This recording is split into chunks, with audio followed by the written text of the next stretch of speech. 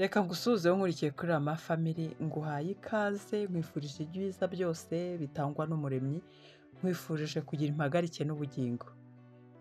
Mu biganiro by'ubushize nakuganirije ku bintu bijyanye n'uburyo ubwoko bw'amaraso buhanahana hagati yabwo, ndetse nkubwira n'abantu bafite ubwoko bw'amaraso bwiganje ku isi n'aho bugiye buherereye, nkuganiriza nkwereka uburyo abahanga bagaragaje ko ubwoko bw'amaraso bugiye bufite imyitwarire bwihariye ugereranyije n'ubundi.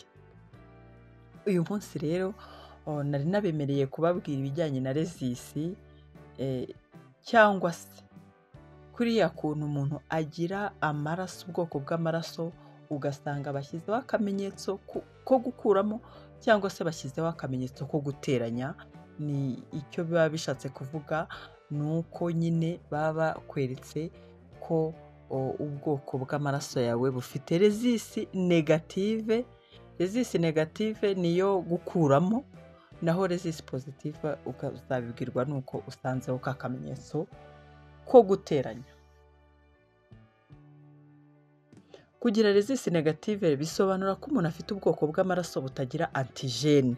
Antigene nababwiye ko ni ibinyabutabire bya poroteyine, noneho biba ku isura y'uturemangingo tw'amaraso, red blood cells. Izi antigene niyo nyine yitwa rezisi, noneho ikaba ari ikintu cy'ingenzi kigaragara ku isura y'uturemangingo tw'amaraso ya buri muntu wese. Igihe cyose uzaba ufite ubwoko bw'amaraso buriho bwitwa ko ari rezisi positive, bizaba bisobanura ko nyine ufite iyo antigene ku isura y'amaraso yawe. Nibasanga ufite rezisi negative, bizaba bisobanura ko iyo antigene cyangwa se ibyo binyabutabire nyine bitari ku isura y'amaraso yawe. Niyo mpamvu bazavuga ngo ni negative, ntayihari. Umuntu yakwibaza ngo mbese ni ibiki bituma umuntu agira rezisi negative? Nta handi bituruka, bikomoka ku babyeyi. Mu buryo bw'ubuzima rusange bw'abantu, iyi mpinduka nta hantu handi ituruka uretse kuri jene itangwa nyine n'aho ukomoka, abakubyaye. Umuntu wese ufite rezisi negative aba yikomora ku babyeyi be bafite iyi jene ituma abana babo nyine batagira izi antigene. Ibi bintu se bivuze iki ku buzima? Mu buzima busanzwe burya kugira rezisi negative nta kintu bitwaye, nta ngaruka n'imwe ku buzima bwa buri munsi. Ni ibisanzwe mu bice bimwe na bimwe by'umuntu, cyane cyane kuba umuntu yagira ibintu bitandukanye n'iby'undi, nta bibazo ubona byihariye bihari. Ndetse banagaragaje ko buriya mu bihugu byo mu Burayi abantu benshi bafite rezisi negative. Ariko noneho hari ikintu bivuze ku buzima bwo gutwita, ari nayo mpamvu nyamukuru yatumye nkora iki kiganiro. Ni uko buriya ku ikibazo kiza ku muntu ufite rezisi negative, ikibazo kiza igihe umugore atwite nyine afite iyo rezisi negative, ariko umwana atwite we akaba afite rezisi positive. Icyo bizamutwara rero, ikibazo gishobora kuba ni ikihe? Ni uko bishobora gutera ikibazo mu gihe cyo gutwita cyangwa kubyara, aho amaraso y'umwana ashobora kujya mu maraso y'umubyeyi, bigatuma umubiri w'umubyeyi utangira gukora antibody cyangwa se imvubura zishobora kwangiza amaraso y'umwana mu gihe gitaha cyo gutwita cyangwa mu gihe yavutse. Muri make, ku mubyeyi ufite rezisi negative mu gihe cyo gutwita, agomba kwitabwaho kuko akenera utundi turemangingo tumwongerera ubudahangarwa kugira ngo bakingire ibi bibazo byaba byatezwa n'uburyo bwo gutera umubiri bw'umubyeyi gukora za mvubura. Ubwoko bw'amaraso bufite rezisi negative butera ikibazo gikunze kugaragara mu gihe umuntu afite resisi negatifu kandi agatereta cyangwa akabana n'umuntu ufite resisi pozitifu. Ni ikibazo. Ibibazo bishobora kugaragara rero muri ibi bihe ni ibihe? Reka turebere hamwe ibibazo bizagaragara mu gihe umuntu ufite resisi negatifu akundanye n'umuntu ufite resisi pozitifu. Ikibazo rero cya mbere aho kigaragarira cyane cyane ni mu gihe cyo gutwita. Urumva ko kigaragara cyane ku mugore.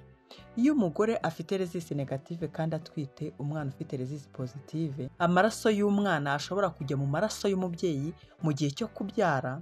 Ibi bishobora gutera ikibazo aho umubiri w'umubyeyi ufite resisi negative ushobora gutangira gukora imvubura zishobora kwangiza amaraso y'umwana. Icya kabiri ni impinduka ku mwana, ku buzima bw'umwana n'ubw'umubyeyi. Iyo hatabayeho gufata ingamba zo gukingira uwo mubyeyi, za mvubura zishobora kwangiza amaraso y'umwana bikaba byateza ikibazo gikomeye cy'uburwayi. Ibi bishobora guteza ikibazo mu mikorere y'amaraso y'umwana, harimo kubura amaraso cyangwa gutakaza umwuka.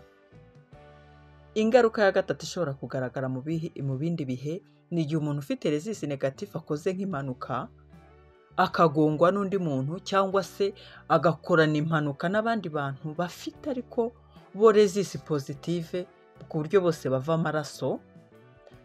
Ibi bishobora guteza akavuyo n'ikibazo mu mikorere y'uyu muntu ufite resisi negative. Nsoza rero, ubwoko bw'amaraso ya resisi negative nibwo bukunze kuba bwihariye. Mu by'ukuri iyo ari resisi positive nta kibazo, ariko iyo ari resisi negative ni ikibazo gikomeye cyane, ariko ntabwo ari buri gihe bizana ibibazo byinshi.